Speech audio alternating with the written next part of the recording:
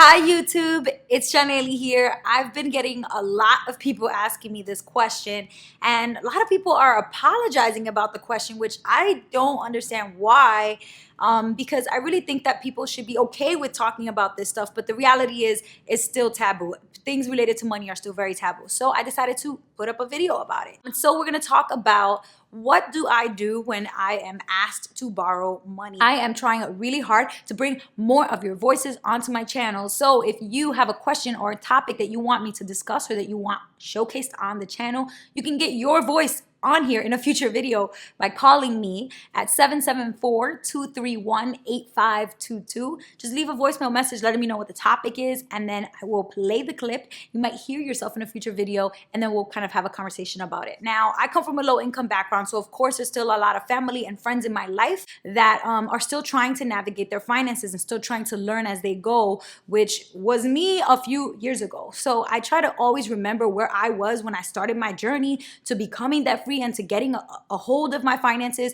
And that's the first and foremost thing I would recommend, is just try to put yourself in their shoes, be empathetic, because needing money is really stressful, and it is actually really difficult to actually, get the courage to ask for someone, to let you borrow money. So be empathetic about that situation that they're in. And so that's one. The second thing that I would say that I've been doing a lot more of is just trying to put myself in a situation where I am realistic with myself. So I've been budgeting pretty tightly, right? And so now I'm actually debt free and I have a little bit more flexibility with my income. I've been putting a lot more money towards things that I want to put money towards that are not fixed expenses or needs. For example, my YouTube channel, right? And so because of that, I think it's become very apparent that I have some more disposable income, right? And so if people do ask me for money, number two, I think that's really important, is don't lie. Like, I'm not gonna sit up here and tell someone, oh, I don't have any extra money, because that's not true. I wanna be as honest as I can, and authenticity is very, very important, because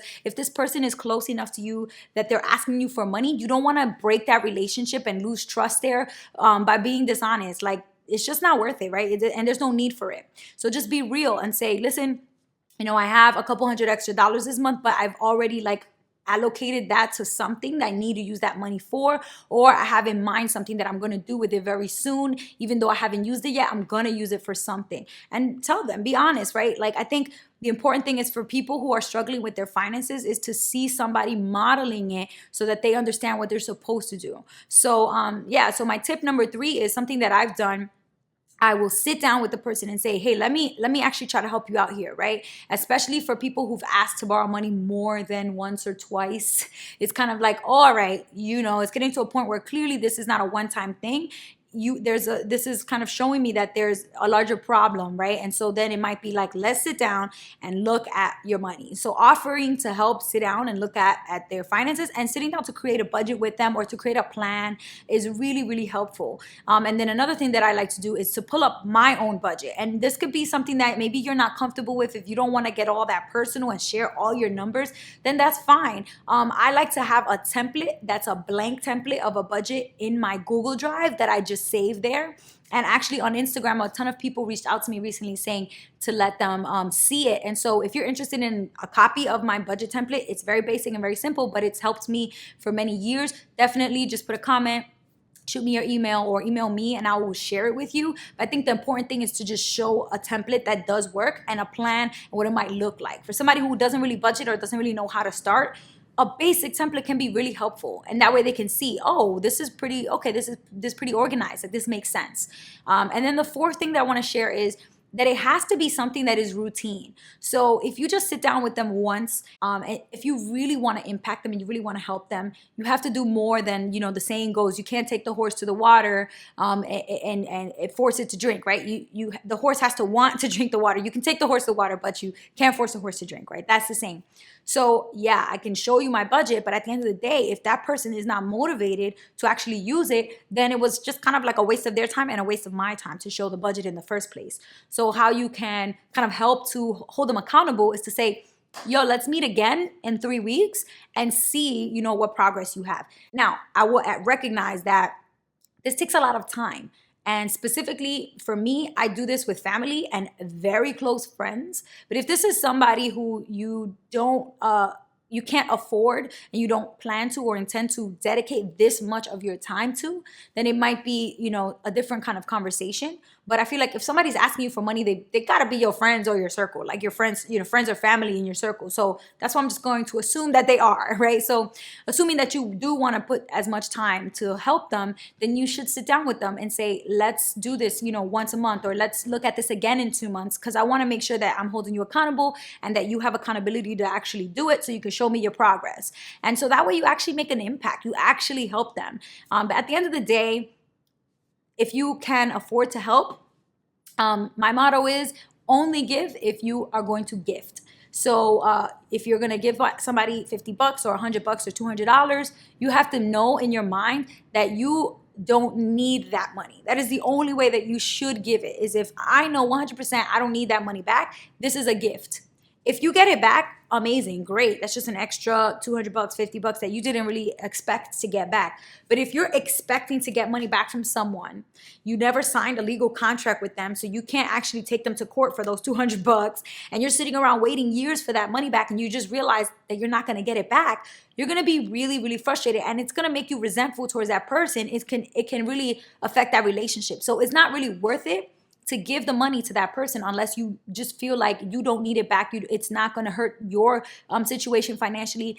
And so again, don't give unless you're willing to gift. That is a policy that I've recently adapted, and it's helped me just become more stress-free. Like when I used to lend money and I know I needed it back or wanted it back, I would always be thinking about it. And then when you're hanging out with this person, they go into Starbucks and buy a frap, and you're like, they owe me $20. They're buying a $5 frap and they owe me $20. Like you become crazy. Like you start to think that every penny that they spend, they should be giving you because they owe you money. Just free yourself of that, frantic mindset of constantly chasing those pennies and those dollars that you lent. Instead, just view it as money that you gave away. And so that helped me so much, because now I don't think like that anymore, and I'm not expecting anything back. And when you give, it actually does make you feel really good. That being said, I don't give as often as probably a lot more people do, and that's because I have very specific goals with my money. I'm not out here just like, hey, you want $50? Oh, you need 200? I got you, all the time. Because when you give too much, it becomes a pattern, and people think, oh, that's the person I can always rely on for money. And you don't want to have that reputation, because you want to invest in yourself and have money for yourself and your future first, and put yourself in a position where you're financially stable. Then you can help other people become financially stable too. So sometimes you might just have to keep it real and send that person a text being like, sorry, I can't spot you this time. I'm really putting my money towards very specific goals. Hope maybe next time. And that's it. Like, you just sometimes have to keep it real. Okay, there's one last thing that I do think is really important to talk about and to cover, which is to make sure that you add value in another way, right? If the person that I'm used to spending a lot of time with and helping out, and I want to really help them, but I just don't, I'm not in a position where I can give money to them, I would actually take a few minutes and look up some resources to share with them. So this happened to me recently. I actually posted it on Instagram, where people have been talking about a lot of folks struggling right now with the government shutdown. When the government shuts down, if you work as a TSA agent, you're not getting your paycheck, but you still have to go to work every day, or whatever other federal jobs are out there. You still have to go to work every day, because legally the federal government does not allow you to protest or to strike and not go to work. You can lose your job. And so people are going to work and not having money. So I'm sure there's a lot of people dealing with this situation in this time. And if that's you or somebody instead of saying, oh no, I don't have money, sorry, and that's it, you could say, hey, I don't actually have the cash to front you right now, but here's a resource you should look into. So one really good example is right now, a lot of credit card companies, a lot of banks, and even apps and fintech companies are providing financial assistance to people who are working in federal government jobs that are not getting paid. So one good example is PayPal. I think you can get like $500 interest free as a loan right now if you have a government job. So you obviously have to have a PayPal account, and you have to prove that you work for the government and all that kind of stuff. But there's a resource. So if you spend a few minutes Googling that and it comes up, then you could say to this person, hey, I know that you're going through this situation. I know it sucks. I don't have the cash to front you, but here's a link to PayPal where they're lending people $500 interest free. Go check it out. And if you need help applying, I got you. So basically doing something else so that you're not just saying no hard no, closed, done. And you know, that's really cold. And so you still want to be able to maintain that relationship, and that's a good way to do that. I hope this video was helpful. I know this is a tough topic to discuss because money is very taboo. It can be a very personal thing. And probably a lot of people out there are going to disagree with my tips and say, no, just lend the money if you love that person. If it's your husband, you should never say no. If it's your baby mama, you shouldn't say no. If your mother asks you for money, never say no. Okay, great. You know, everybody can have their opinion. But I think that I've realized that these tips have really worked for me in the past couple of years. And so I decided to share them. So let me know in the comments what you think about the tips, if they're helpful for you, if you agree, if you disagree. I would love to start having a conversation about it because I think people need to talk more about this stuff. So that is what I have for you guys in the video. You can always email me too at missbehelpful@gmail.com. Social media is here as always. Connect with me there. And if you haven't subscribed to the channel yet, like I've said this over and over again, I just don't know why you're playing yourself. Hit the subscribe button. Join Team Be Helpful. I post videos every single week, and I like to talk about how you can get your money right and how you can change your life for the better. So that's all I have. Till next time, peace.